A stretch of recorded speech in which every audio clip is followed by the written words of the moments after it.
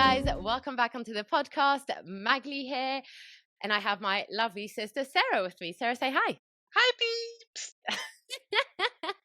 Guys, if you're new to the podcast, welcome. This is season 2. And if you're a seasoned listener, I'm super grateful. And I will acknowledge that there was no episode last week because admittedly, I'm having a bit of an existential crisis, especially with the podcast. But I've decided that, you know what, hard things, sometimes you just need to power through. Discipline over motivation. Yeah, go. You're going to ask the question. And is it due to the Wi-Fi connection issues, or is it just short and snappy? We said.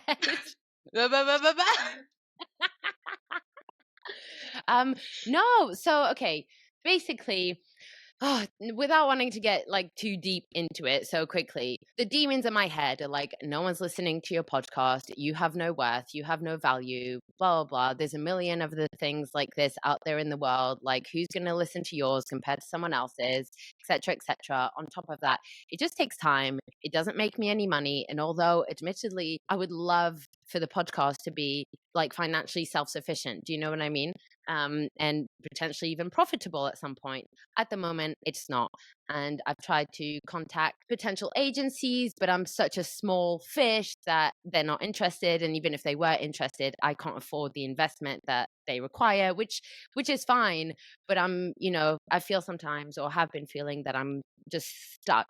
I need to really work to make sure that the podcast grows, but I don't have that much time. I only have 3 days a week when I'm not with my child and when I have, work days, so to speak. And then the podcast isn't the only thing in my business, events, retreats, yoga classes, my platform, etc., etc. So I've been debating stopping the podcast, and actually only the other day I said to George, I was like, right, I've had it. I'm not doing it anymore. And then I got a message from a girl on Instagram who said, oh my gosh, I've just found your podcast.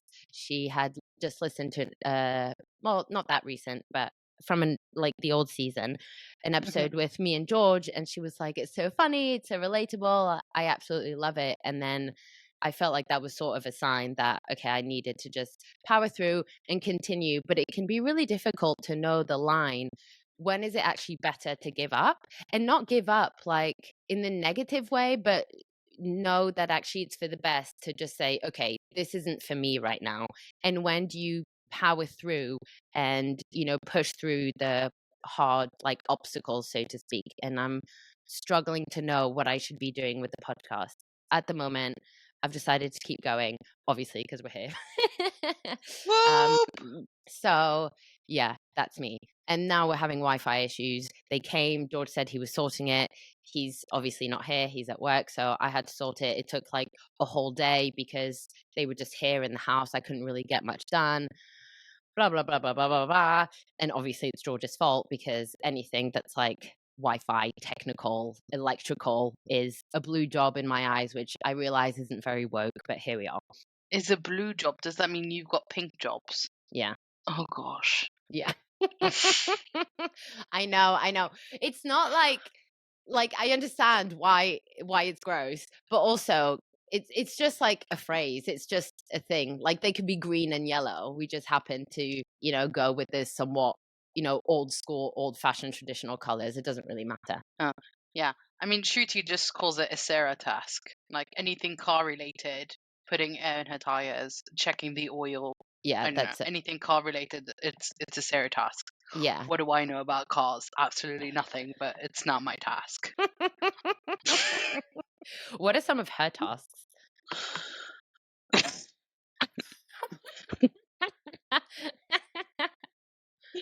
That silence makes it sound awful. She's very much the planner of the family. Yeah, me too. So she's the habit creator. She's the let's keep a track of everything that we're doing, and keeps my dreamy head firmly on the ground. Yeah, 80% of the time. That's so funny. Guys, I would love to hear from you if you're listening. Find me on Instagram at @MagaliSwift_. Send me an email, hello@magaliswift.com. What are some jobs that are your jobs and you know that you're they're your jobs, or some jobs that are 100% your partner's job. Anything to do with car is George. Anything to do with Isla, I'm not gonna lie, is me, the child. Yeah. Yeah. And, and that obviously is the same for me, but then Owen is mine. Yeah, Not like he's exactly. not hers. So like, but yeah. Yeah. Anything sort of official is George. I don't deal with it. I get an official letter like in the mail and I don't even open it. It goes on the side and George tells me if I've got a parking ticket or if, I owe the country money. What is really great reaching Shruti and I is the fact that you know that there are tasks that are yours or tasks that you can do, but just you have the brain block to do it. Like you just for whatever reason you can't do it. Give me a Like for there's too instance. much. I really struggle sometimes to make phone calls to people to call about something if it's related to like I want to go swimming with Owen on Sunday, and sometimes I need to call them up because the app isn't working, and I really struggle to call them up. I don't Yeah. like it's a brain block. I can't call them for whatever reason. I really struggle to the point that I go to Shruti and I'm like, "Can you just call them for me?" And she'll do it, and Yeah. vice versa. Like, she got a parking ticket. She's like, "Sarah, I can't deal with it. Can you deal with it?" I was like, "Yeah." I paid for it and sent her mom's a request so she can then just transfer me back the money. So Yeah. we're really good in that point that like if you can't figure it out or like you have your own brain block, you can't manage to deal with it rather than ignore it, the other one takes over. George is the same. George absolutely will not make a phone call if it's to like reserve a table or even if we get a takeaway. He won't, even if I'm not getting a takeaway and he's getting a takeaway, say he comes home from work late at night and he wants to get a kebab, I call the place and I order his kebab. Like he goes to pick it up. But I think what it is with George is he doesn't want onion in his salad. And George is way too British to ask no onion because he's like, he just wants like an easy life and he doesn't like imposing himself. Whereas I've no problem being like, I don't want any onion in my salad. So he makes me call so that he doesn't get onion in his salad. Oh my god, I did the same thing with Shruti. The Chinese takeaway, they have this chicken and cashew nut and yellow bean sauce. They often put water chestnuts and other vegetables that I despise. And all I want is the chicken and the sauce and the cashew nuts. I want nothing else. So I can just mix it into my rice and be in peace. But the idea of calling them and admitting the shame that I don't want veggies in my chicken, I just want the protein. I can't deal with it. I can't make the phone call. So who takes over? Shruti does. Shruti doesn't give a shit. That is so funny. Yeah, I don't care either. Right. Guys, admittedly, this is like the 700 recording of this episode that we're doing because we had so many technical issues. In, I think, the 46th recording, Sarah was telling us, well, we were discussing, we're just going to go back to it. You got a job offer to Paris. You're not taking it because it's not the right job. Sorry, I'm making it short and snappy. I'm just not because I've heard the story about 7 times now. A little bit more of enthusiasm, though, would be fantastic. Well Got a job done. offer, Paris. You know, I'll take it. No, very well done. But we were Okay. discussing the desire to kind of just live life and be a little bit spontaneous and adventurous and live in another country, experience a different culture. And whether my question to you is whether you think there's a right or wrong time to do that, because me and you in the past, we've led quite a nomadic childhood, moving from country to country. And at the time, it was really difficult. And I do think that, there are still wounds, in us from that. But also, I mean, what a privilege to be able to have experienced all of that. What are your thoughts? Like with Owen, what are your concerns, worries, doubts, etc.? Go. So, I don't necessarily think that there is a right or wrong age. However, I do think the younger you do it, the better it is, because then they slowly get accustomed to that change mentality. I Hmm. think you being slightly older when we moved compared to me, there were points you struggled much more, I felt, Hmm. from all the continuous change and movement to different countries than I did because I feel like I started experiencing that so young that it became my norm. While Hmm. you had a good, 6, 7 years in France with a stable life, and then all of a sudden, every 3 years after that, just kept changing, and Hmm. you lost that stability. While I never understood that stability. Yeah. Um, So I think there's that part. I think so I don't think there's a right age necessarily, but I do think the younger the better, especially if you're going to continuously keep going through it. If it's just the one change and then it ends up being a permanent move to that one country, then you manage it accordingly. I think the main what's been really hard is despite it not being the perfect role, and that's kind of been the reason why I decided not to take it in the end, is because the job itself wasn't exciting to me. Um, but it's been really hard to reconcile in my head because it's been my dream for so long to give Owen the opportunities that we had to Mm, experience living in a different country, to experience a different culture, learn a different language. And it's always been a dream of mine to do that. And all of a sudden, here is a dream of mine being handed to me. And all of a sudden, I'm saying no, and mm. that's been really hard to piece together and make peace with, especially Did he because know? no. No. Okay. I was curious as to whether you had told him about the potential.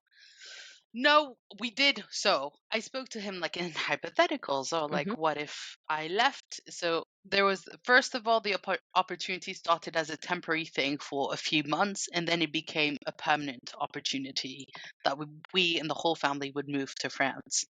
I originally spoke to Owen about the temporary opportunity if I were to go away for a few months and come back. He was really open to that. And then for the permanent opportunity, we didn't really touch upon it too much because I had more information about the role by then that I knew it wouldn't necessarily be the right fit. So I didn't want to start dropping too many seeds with him and then not let it flourish. But obviously Shruti has been with me throughout the whole process, and it's been also quite interesting because she's lived also quite a different and life from a change point of view with her move and her life situation. So it would have been quite interesting. How do we then manage that and have her now potentially be a housewife while I go to work because she can't speak French and Owen wouldn't speak French, so then we also need to find a school for him. And that also puts her career on hold, or she would have to do something else. And Hmm. obviously, there's a lot bigger to it than just me encompassing or living what used to be a dream of mine. But it's been really complicated to make peace with it, actually, that all of a sudden you have a dream and actually it's no longer your dream anymore because your circumstances and your family life has changed, and you're now going in the direction of a different dream, which is creating a home life and a family and that stability, which we've also dreamt of in different scenarios. So it's been really, really weird. Really Yeah, weird. I think you realize sometimes you kind of get stuck. Oh, I've always wanted this, whatever it may be, for myself or in my life. And then even though you may not want it anymore, you kind of get stuck in the mindset of working towards it, even though it might not actually be a current like dream or goal and stuff like that. Yeah, I resonate with that. Before we started, you said you had loads of goss and rants, so feel free to just keep going, Sarah. Go on. Well, so next rant is the fact that at what point should we allow kids to have phones and communicate? Because Mm. also Owen May has been subject, not even just in a phone community, but like in real life at school, to homophobic terms, saying that could he is gay or whatever, and potentially doing gay acts with some of the male teachers and so on and so forth. So it's quite like, Oh. Has he spoken to you uh-huh. about it? Yeah, he had a bit of a meltdown because he was trying to avoid going to school in order to Oh, avoid the no. situation. Um, we managed to convince him to speak to the teacher about it all, and they've been really wonderful dealing with it. So Oh, it's been amazing. amazing. Mhm. But what I've noticed since that is that there's just no end to it because I don't know if it's just the age group of 12-year-olds and they're using words that they don't truly understand what they mean or the impact that they have because this is all relatively new language to them because previously it's not like it would have been used or explained to them.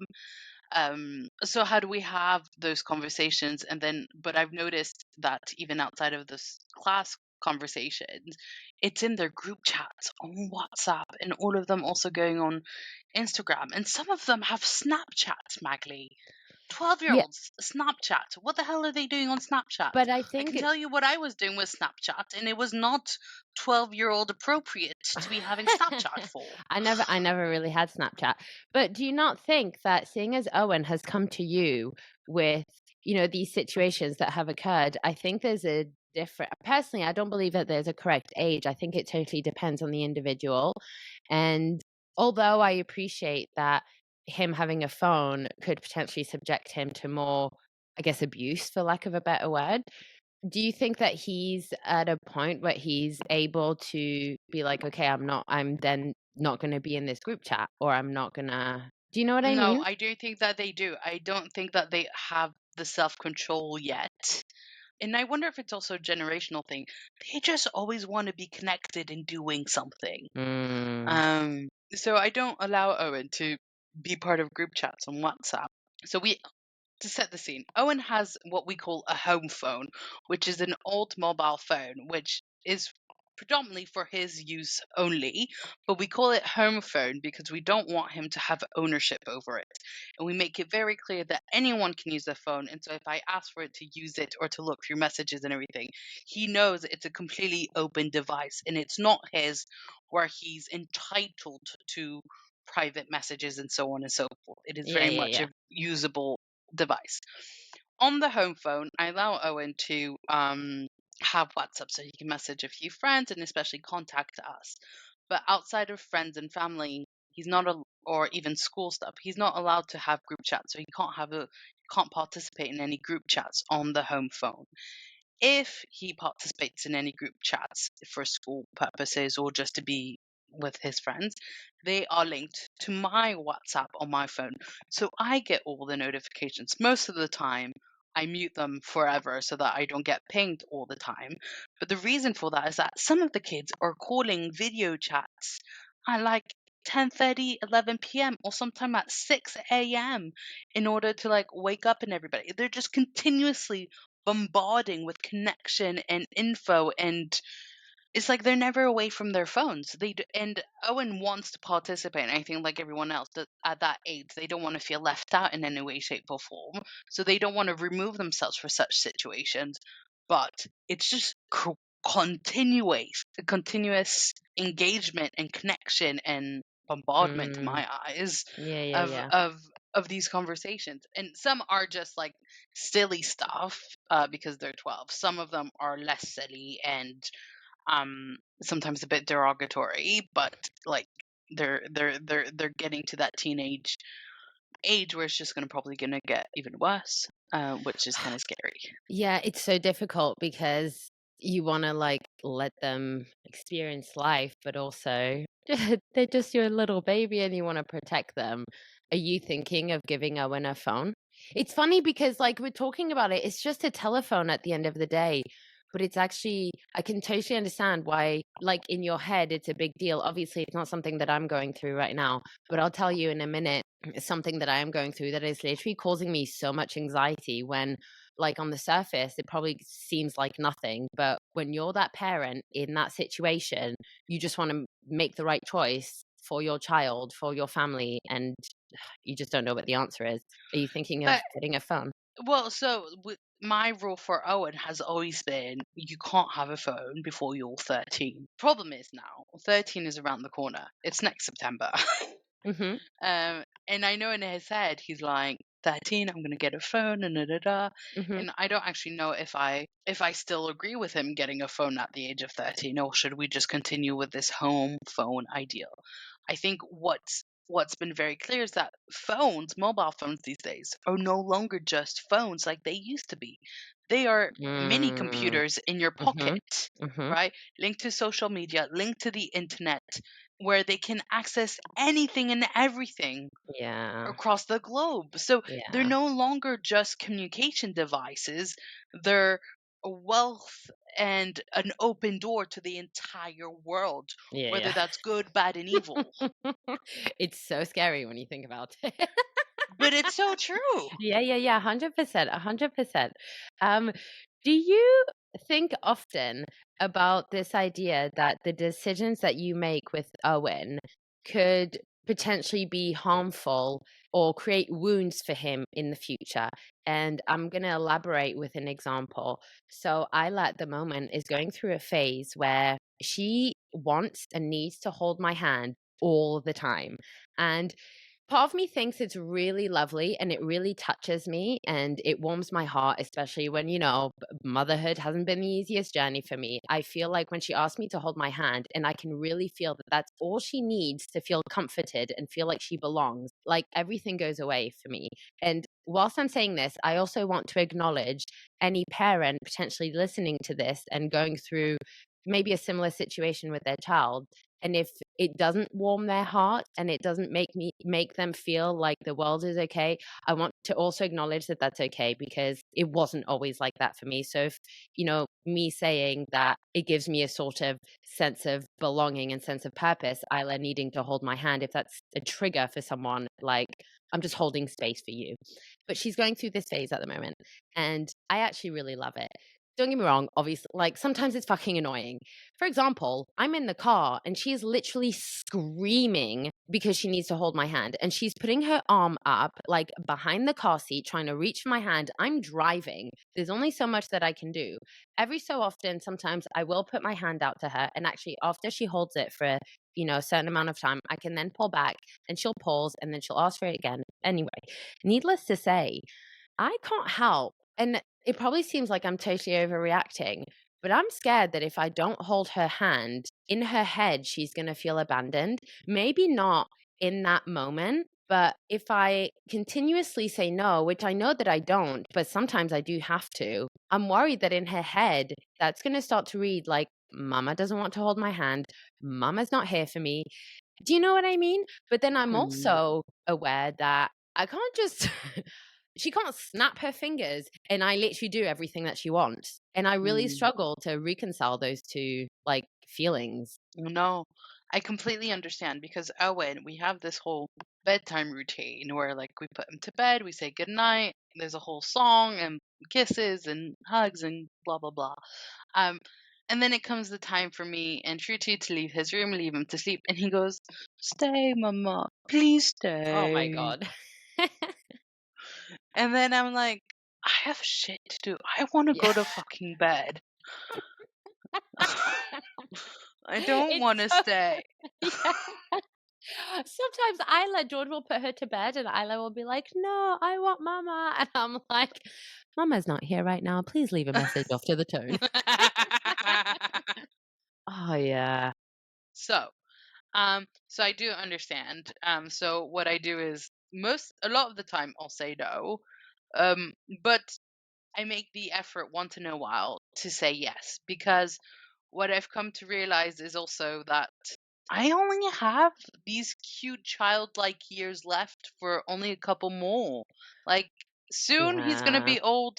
He's not even going to want to speak to me. He's not even going to say words. He's just going to grunt at me in the morning. I can feel it. He's going to be a grunter. And so I also want to appreciate these moments, but I'm not gonna lie, it does like take a toll on me. I'm like, I seem like, Mama, please stay, and I'm like, Oh. oh, It's so oh, hard, okay, honestly. It like I get so annoyed, not at the child because it's not their fault, just at the and not even at myself because it's not my fucking fault, right? it's the world. It's the fucking world. The world is to blame. But it's just reconciling those two different, sides of the coin. Like, you love your kid and time is a thief. You're not going to have these moments back. But also, when you're in it, you're like, just fucking go to sleep. Like, I've got so much shit to do. And even if I don't have shit to do, I just want to be by myself. I don't want to talk to you. I don't want to Yeah, look at you. I don't want to hear and I you. think what's really important is that like when kids are this age, especially when they're so little for you, it's a hard grind because you're just at the beginning of it, right? Like. I know. She's 2.5, Magali. You have another, at least another 16 years. Oh, I know. Okay. Well, I'm on almost the other end where Mm, in 6 years, Owen will be 18. I don't mm, have much time left. But what I've come to realize is that once you become a parent, people tell you it's all about the child, right? mhm. What about me? I don't want to be selfish. What about me? The way you said that. Like, I might whisper that to Isla. What about me, you fucking little shit? I don't mean to be selfish, but I will be selfish. My point is, like, my life doesn't go on hold for 18 years because he's just arrived or she's just arrived. Yeah, I know. Like, I've sacrificed enough. Not Mm. enough. And then sacrifice is the wrong word. Like, I'm really happy that I have Owen in my life. Oh, but You're you don't really need to. happy. I know, and I hate this that we even feel the need to like justify ourselves and Justify. put in a disclaimer like, "Oh, by the way, I love my kid." Yeah, of course you do. Like we know that. But yeah, it is a sacrifice. I'm sorry, it's the biggest sacrifice like ever. Yeah, and although we chose to enter this, right? Because there was, in both of our cases at one point a mental like, oh, we're doing this, we're having a baby. Mhm. Like, it wasn't like they just rocked up on our doorstep all of a Yeah. sudden and we're like, hey, I'm here to stay for the next 18 years. Yeah, I think I would like to say though, I just I think I was wrongly sold the idea of motherhood because I did choose. Do you know what I mean? I chose to have a child. Um, I didn't choose. I just didn't realize. Call me The hardship. naive. Yeah, what the fuck? And not just the hardship of the day to day slog, which, by the way, can be like so debilitating, but also the internal hardship of finding yourself again and not just finding yourself, but healing your own childhood wounds. Because I'm someone that's really into, Yes. self development and understanding myself. I'm very self aware. I've done a lot of work on myself, but I'm still uncovering internal triggers that I didn't really realize were there because Isla's sort of bringing them to the forefront. And I'm realizing, like, oh my Mm. God, as a kid, I must have felt, like this or like that. And I didn't heal from that wound. And now it's almost like I'm trying to heal through Isla. I'm trying to make sure that I don't do XYZ with Isla because that's my way of healing myself, if that makes sense. Yeah, and I think that's why you're so overly in tune with this whole abandonment issue. Yeah. It's not an issue, but concern. Yeah, yeah. Um, no offense, not to dig Uh, into your psyche or anything. no, none taken. I'm hugely attached to the idea that my priority is I do not want Isla to feel abandoned because I know that I literally I think I've spent my whole life feeling abandoned, not good enough, not Yeah. worthy enough, like I didn't have enough value, enough worth, etc., etc. And I will make it my life's fucking mission to make sure that Isla knows that I accept her no matter what because I'm not sure and I don't want to blame our parents or our family or whatever, but I don't think I accepted myself. And I'm sorry, but I do think that the only people that can show you how to accept yourself are your parents. But at the same time, I don't think they've even accepted themselves. So how are they gonna Agree. accept themselves and then show us how to accept ourselves? Agree. Like, And which is where I'm struggling because all I want is to make sure that Isla accepts herself, but I'm still on that journey of accepting myself. So it's really difficult to yeah. show Um, her how to do it, give her the tools. I mean, okay, she's still just 2.5, but I think, it's little seeds that you plant every single day when they're really, really young, not just for them, but also for you to build it into your sort of like mindset routine and into your day-to-day routine of including self-love in your day for yourself, for your child, etc. And I'm really struggling to allow those two sides of the coin to coexist. How do I learning to accept myself as I'm trying to show her how to accept herself? Yeah. And it's quite interesting that you bring this up because I genuinely thought, so I feel like this all the time, on various different subject matters. And I always assumed that it's because I had a child when I was a child. I hadn't had enough years to develop my own Mm. sense of self Mhm.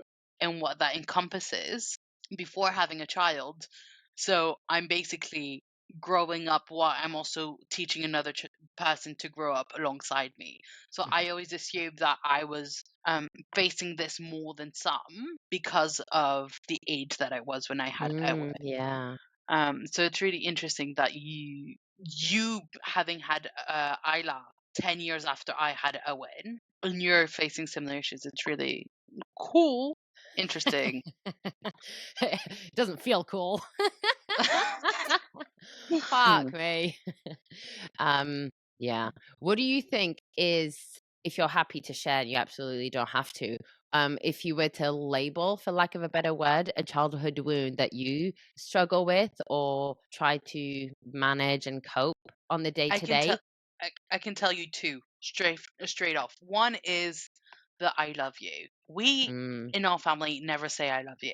mm-hmm. I can't tell you how many times I tell Owen that I love him. Yeah. Like I just want him to know, regardless of anything, he is loved. Mm-hmm. And I think our family is much more of like an active service family, so we never really say it. We do things to support each other, but we won't necessarily say the words. And I personally need both. Yeah. I'm a half and Yeah. half kind of girl. Not demanding or anything, but I want both. I want Yeah. like it's because I overthink things then, because then I'll think, did they do this out of the love, or did they end up doing this because they felt they were forced to do it, Mm-hmm. or so I need the reassurance that actually they did this because they love me, and they're doing so by also saying that they love me, Yeah. right? um so that's number one. So I tell Owen continuously I love you. That's one. Number two is my body image, and the fact that I'm a big gal. I know that, and I've always been big Mm-hmm. compared to the average person of my age. It's always been a struggle, but I think it's always been a struggle also in our own family. I can tell you how many times, like at the dinner table or at a family reunion, people are discussing how much weight they've lost for this specific event, or what, binge diet they've started trying in order to control their weight because they've now gained 10 kilos compared to their holiday. And I can tell you that after, spending 2 weeks in Italy, they've gained 5 kilos of gelato. Now they need to work their ass off to get rid of it rather than enjoy the experience of eating 2 weeks worth of gelato. Like, I feel like there's always been a conversation about weight in our family around the dinner table, and it's been throughout the generations. It's not just like our parents, it's Agreed. older generations as well that have always commented about it. I never talk to Owen about it. I Yeah. never talk about his weight. And in my head, I also like am also really thankful that he's not overweight, which is terrible, right? It's terrible. I mean, Um, the thing is, I resonate, and I feel bad admitting that I resonate as someone who has, a sort of like, I fit into society's beauty standards, right? Um, but but I is it agree. ever good enough, Magali? No, it's not. It's not. Yeah. Because do you know what? Isla and I were sat in the rocking chair that we have in the living room the other day, and we were just playing on the chair. She lifted my top up and she put her hand on my tummy and she was rubbing my tummy, and I caught myself sucking in. What the Oh. fuck? For Isla. Like, because I had a couple rolls and I felt self-conscious, but she was And just like enjoying it. If I anything, she was like, oh, like it's squidgy and yummy and warm. And do you know what I mean? Loving. And she was just touching me. Like, and oh my God, when I caught myself, I couldn't believe it. I was literally shocked. I was like, Magali, what the fuck are you doing? As if Isla cares. Yeah, and the worst part is that physically, anyone sitting down will have a bit of a pooch. Like all of the skin from the abdomen when you sit down just kind of Yeah. sits there until you stand up and it stretches. So, like, no matter how skinny, there will always be, when you sit down, a little something there. Yeah. The size of that, obviously, mine is much bigger than yours, but let's not discuss that right this second. Because No, mine agreed. doesn't stretch when I stand up; it just stays. So warm and cozy in there. um, no, I agree. I think body image, yeah, would be another big one. But I think for me, body image fits back into this, the bigger umbrella of self-acceptance. Yeah, but so for me, it's not necessarily body image, but it's not continuously having conversation about diet culture. Mm. Which, So, by the way, and I've said this to people in our family, I want to be mindful to not be too specific, because whatever, there is a right and wrong. We're right, they're wrong. But, they've learned from generations above. Anyway, needless to say, you'll know who I'm talking about, but I'm being open that I'm not going to be specific, whatever. Short and snappy, Magali, short and snappy. I've been with people and Isla, and they will be like, "Oh no, like I can't eat this or I shouldn't eat that." And I think, do you realize that you're saying this in front of your daughter? What do you think that says to her about what she's eating? Obviously, me being the daughter in that situation. And it makes me so angry. It makes me so angry. I think, how are you not realizing that this is not a conversation? Firstly, you need to work on yourself, because this isn't a conversation that you should have in your own mind with yourself. However, I say that without judgment, because I definitely have those conversations with myself sometimes where, I think I eat a little bit too much, or whatever it may be. Like, I've been there, done that, bought the t-shirt. But I think there's such a difference saying it out loud. You know, I'm sorry, but as a parent, and it's such a big weight to carry, and it's such a big crown, but you are a role model for your kid. And I say this without wanting to put too much pressure on people and on myself, by the way, note to self. Uh, it's just so hard. And I really just try and live how I want Isla to live and speak how I want her to speak to herself. but it means unlearning and breaking habits you grew up learning and implementing and restarting from scratch, which is one of the hardest things we all do. But yeah, it's definitely something we all need to achieve or try to do, right? It's this whole unlearning and relearning process when it comes to anything and everything, really, but especially when it comes to self-worth and acceptance. I think what triggers me the most is there is such a like culture about you're gonna go on a diet to lose all the weight and then you can eat normal again. And I think what we need to stop from that is just try and find a normal pace and slowly deal with it, rather than, and also stop valuing people by the size of clothing that they wear, or whether they, take up a bit more space on an airplane seat Well, versus, and you know, also I think it's more the focus on the physical body, right? yeah. And again, I totally appreciate that it's somewhat easier for me to say that as someone who does fit in society's beauty standards. But I think if someone who would like to lose a bit of weight potentially might be in a position to be able to focus on the movement for their mental health, that actually the physical benefits will also come, but there won't be that pressure. Yeah, but from a mental health point of view, I can tell you that, like, as much as so I'll use me as an example. Mhm. Okay, so if I want to lose weight and I want to move more, people first suggestions are like, okay, why don't you go to the gym? Why can't you can do an hour's 20 minutes of treadmill walking, or go up the stairs or whatever. They do classes that could be great for your body just to get yourself moving if you don't want to do it on your own. And I'm like, can't bear the thought of walking into a gym with Yeah. skinny people and muscles in tight ass clothing. And Yeah, here I am, flubber, yeah. walking in. I can totally appreciate that. I don't feel there's also a safe mental space where I could actively work out. Mm. And At that's home. quite hard. Yeah. At home. Uh, I hope. Great. Now No, I agree. let me just find my mansion where I can build my own gym, and No, but and also, I mean, working out at home is hard. Like, not everyone has the space, and there's people in your house, and it's more difficult to find that motivation and to build it into, your routine in terms of discipline, because there's always fucking something to do. It's so much easier mentally to move into a different space, but Hmm, then finding a space where you feel comfortable. Yeah, I can appreciate that. yeah. And I think so one is trying to find that routine, which is why like we're very much pushing, especially now, for Owen to be part of activities and sports and stuff like that. So he's not the most sporty guy, but he loves to run and he loves badminton and he loves swimming. So he Mm, goes to badminton every week. We go swimming together every mm, week and so on and yeah, so forth to try and build some of those moving yeah, your yeah. body habits. Um, Oh my God, yeah. sorry, hang on. I'm interrupting you because I need to tell you, did I tell you that Isla started ballet? Yeah, I know. So I can't tell if I want to be sick because it's so cringe and like stereotypical, but it's also the cutest thing I've ever seen in my life.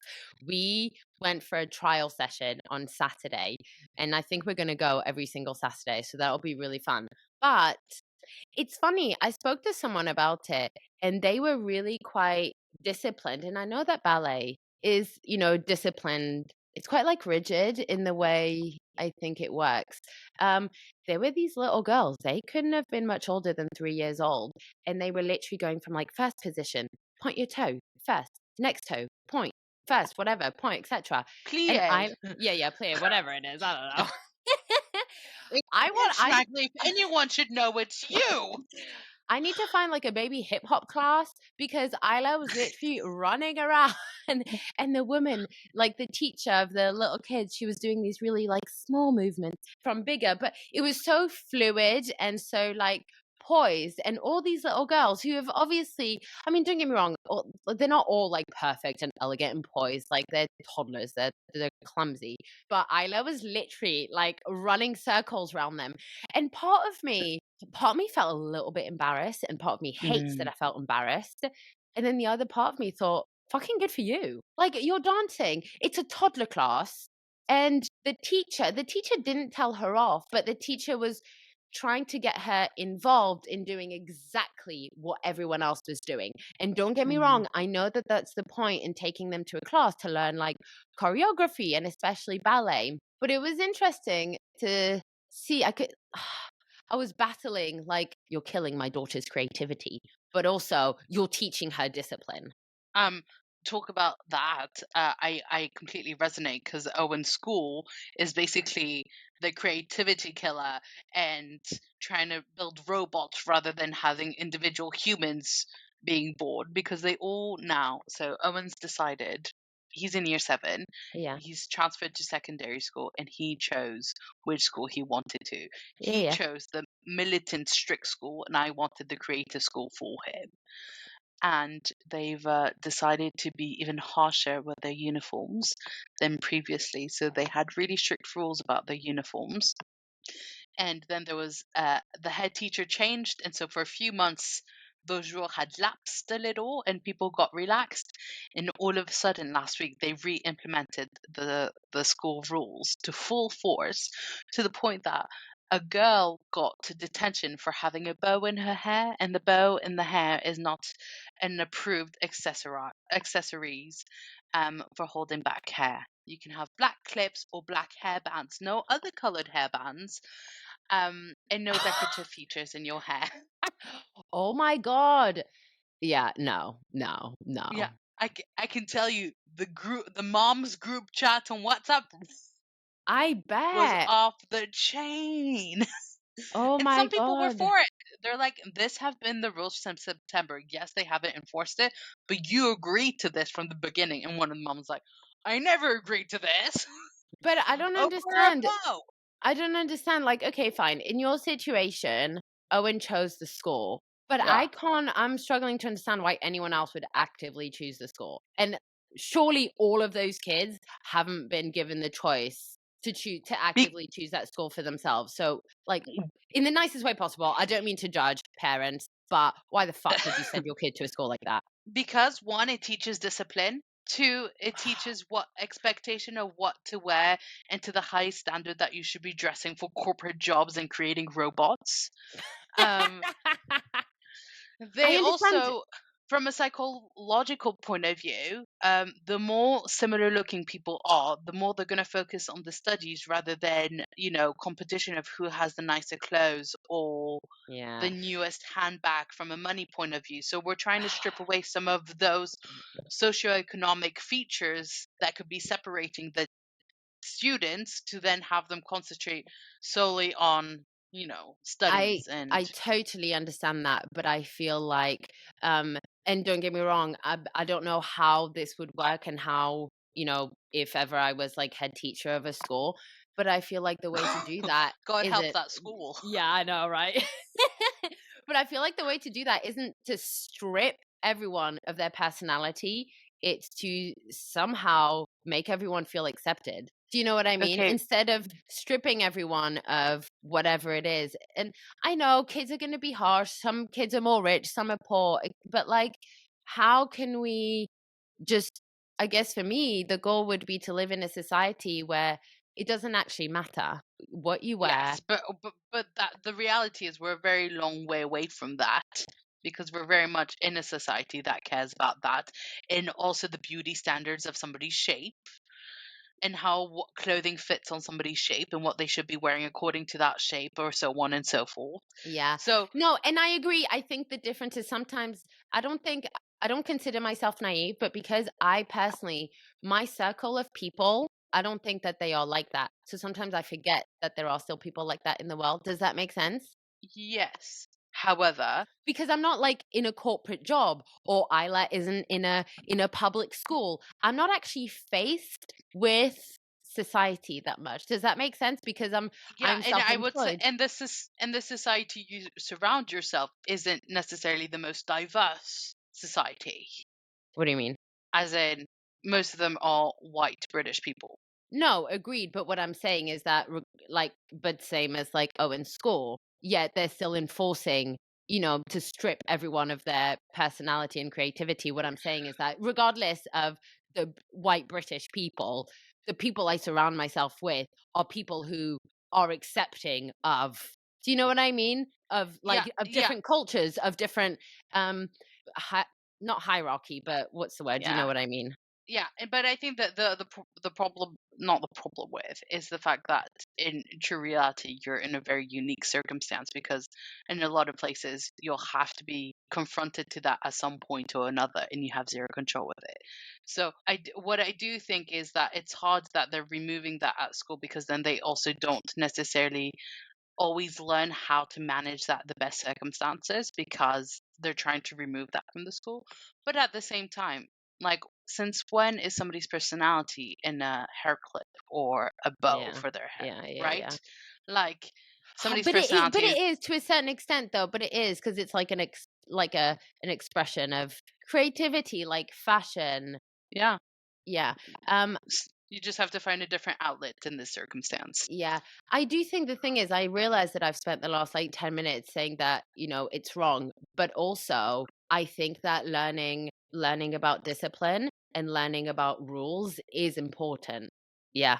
And I don't have the answer as to how you do that whilst also being able to be free. Do you know what, Yeah. like those two things, having them coexist is quite Well, difficult when you think about also it. minimizing bullying or, Mm, people picking on you because of yeah. whatever your clothes you're wearing or what personality or whatever else. You know what I mean? Like, how do you what do you do to make sure that creativity is enforced while also ensuring that everybody's safe and comfortable in that space? It's an impossible task. So the way they've addressed it is by having really strict Yeah. uniforms so that there's more of a consistent approach to that, and then people then focus on the individuals rather than the clothes that they're wearing on the outside. Yeah. Um, guys, listeners, I would be really interested in hearing your stories, whether positive or negative, on how, I don't know, any experiences or anecdotes that you might have when your kids have been faced with either really harsh discipline and rules and stuff, and you feel like it might kill all creativity or all personality. Maybe you're a bit more pro discipline. There's no right or wrong. Like, obviously, in my head, there is more a right than a wrong, but I'm not saying that I'm right and wrong. I just for me, I don't know if it would sit quite rightly, but for some other people, it might be the right answer. And, that's what I think that people should do. But I would be really interested because it's an interesting conversation. Before we finish, Sarah, the new feature is what, and this is going to be funny because obviously we have the same parents, but what is something that you think your parents did as parents with you as the child that at the time was, fine, maybe pushing the limit a little bit, but if you did it now, that it would be borderline illegal. Borderline illegal. Well, like, I mean, okay, I'm trying to think of an example, but because parenting back then, there was no safety or security. Like, Yeah, the I can kids tell just you. sat in the front seat with no seatbelt and it was okay. Go Whoa, on. I was never allowed such luxury. Well, no, me neither, but I'm just Yeah, saying, I was left at home alone from a young age, especially when in Spain, when I would be sick all the time. There were days I was home alone until you got home. So you guys all left the house, and I was home all alone all day until the afternoon, evening when you guys got home around 5 or 6. And at that time, I was no more than what, 7 or 8. yeah. I was cooking myself steak dinners. It was lovely. Oh my God. Yeah. When you think about it, that's actually really awful. Like Like, I was having a dream. I was watching TV all the time. I was loving my own company. do you remember it? Yeah, I remember some of it. I would sometimes go to I would just go in our pool and lay in the pool for 3 hours and do nothing. Oh, you poor child being So left sick. alone. Yeah, being left alone because you're unwell. You abandoned rich child in your swimming pool, probably with the nanny bringing you juice. Yeah. What was it? My diamond shoes were a bit too tight that Yeah, day. yeah. Oh my God, that is so funny. No, but Um, it's so true. but now I sometimes worry about leaving Owen a day on his own at the house. He's 12. What if he Mhm. burns the house down? Like, I can't even imagine what, our mom was like dealing with, because obviously she had to work. There's nobody else in the country at that point. And she had to deal with you as well, which we all know that was complicated. Yeah. Oh my God. Oh my God. Oh my God. Oh. um, Oh. God bless our mother. Oh my gosh, I'm laughing because otherwise I might cry from guilt. It's so true. Oh fuck! Oh, and this is the Uh, problem. Like, she really was the best, but yeah, I have many wounds, and it's like I don't blame her, but also I just don't feel equipped sometimes. Yeah, but I feel like but at the same time, let's not. I think part of it is also the absence of our father during those critical Yeah, years, yeah, yeah, right? yeah, So it's easy to look on the wounds being triggered from our mom when actually part of it is the fact that we didn't have stable co-parents yeah. through our lifetime. Um, Oh God. so There's so much healing to do. yeah, or Oh, just pretend like it never happened and yeah, drink yeah. tequila. Oh my goodness. Yeah, right. Well, So what is yours? What is the borderline illegal thing from your well, funnily enough, it's being abandoned. Because mom used to, when I wouldn't get out of bed, I actually think I might have shared it, but you obviously haven't listened to the episode of the podcast. But I think I might have shared this before. I'm trying to think of another one just in case I have. Okay, let me just say this one, and then this this way it definitely will have been it will told. trigger something? Mum used to threaten me, for lack of a better word, that she was leaving the house to get me out of bed because she would make me think, obviously, that she was leaving without me Hmm. because I wouldn't get up in the morning. So she Yeah. would turn the engine off, you know, roar the car, not roar the car, you know what I mean? Um, Accelerate, put her foot down on the yeah, accelerator while being parked. to make me think that she was leaving without me. Yeah. But at the same time, I have a question. Yeah. How would you have handled the situation? Because I can tell you, being there those mornings, I didn't know how else I could motivate you to get you out of bed. You didn't motivate me to get me out of bed. Stop No, it. no, no. But my point, like looking at it from an adult point of view, I really struggle. It had gotten to that point, and I feel like there were probably steps before that that we all Yes. missed, so Yes. that it would never have gotten to that point. Yeah, but once we're at that point, it's really hard to go backwards because it then becomes the norm, And and this what is we need to. You're right, and it's actually a really interesting point that you make, and this is where I find parenting so overwhelming because I'm like, okay, how do I need to start now on so much so that I don't have XYZ to deal with in the future. For example, having to be in a position where I'm literally being forced to threaten my kid that I'm going to leave them if they don't come with Mm, me. mm, How we do that, I don't know, but mm, that's not a position I ever want to be in. If I'm completely honest, I don't have the answer. If it ever got to that point, at the risk of coming across really like as if I know it all and I'm a perfect parent, which I definitely don't think that I am, I'm quietly confident that I would have a better relationship with my child, that we might be in a position to discuss why it's so difficult to wake up in the morning to leave the house. I also personally am aware of the fact that sleeping schedules, because I've done, research on this, well-being, read books, etc., they change through like adolescence, mhm, hormone changes, etc., etc. You need different amounts of sleep at different times in the day. And I think being aware of that might help me communicate with my child. I know it's really hard to get out of bed. And I just don't ever feel as a kid that I was ever being Heard. listened to, heard, Mm, right? It was like, you do this because I've got to do this, mhm, without ever giving me the opportunity or making me feel like my parent knew why it was so difficult or understood mhm, where I was coming from. And mm, for me, that is a priority with Isla. Like mhm, kind of going around full circle, sense of abandonment, not just physically, but like emotionally. You are heard, you have value, your voice. I value your voice, Isla, is how I want her to feel, and how I can only fucking dream of my parenting technique to like that's how I hope, where I hope it's going.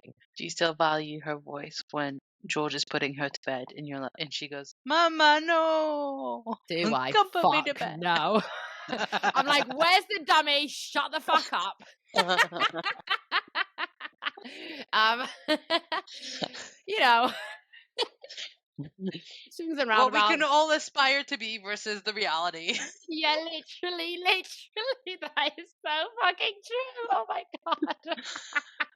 But I think what's important to reflect on Yeah, go on on, all of this, give me some homework.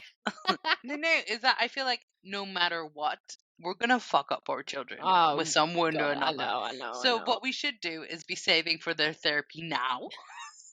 Yeah. Because I feel like while you may be focusing on like self-worth and abandonment and everything, you're probably gonna not focus on her achievement or motivation, strengths, and then she's not gonna achieve anything, and she's gonna feel like she's lost her life And she's too, gonna blame sitting at me home. for it.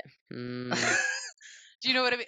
yeah, yeah. Like there's gonna be something, or like you didn't give her enough adventure because you were so worried about making sure she was self-worthy before you let her out of the world. And if I give her adventure, she's not gonna have stability. Yeah. Exactly. Like no matter Oh, what, it's a lost situation. Okay. lovely. Well, on that note, guys, it's been absolutely lovely. If this isn't the truth that they forgot to sell us when we thought about having kids. Yeah, literally. Like, this is what I mean. I'm Yeah, so angry at the world. yeah. But, what the fuck am I going to do? I'm here now. She's here now. There's no return. No. Where's the receipt? Um, Guys, thank you so, so much for listening. It would mean the world to me and to Sarah because she's co-host, basically. If you would subscribe, rate, and review the podcast, find me on Instagram at Magali Swift _, or send me an email if you have any stories, anecdotes, anything you want to share. Sarah, it's been lovely. Thank you so much. That sounded far too formal. Speak to you later. Ciao. Yeah, I'll FaceTime you in a minute. Bye.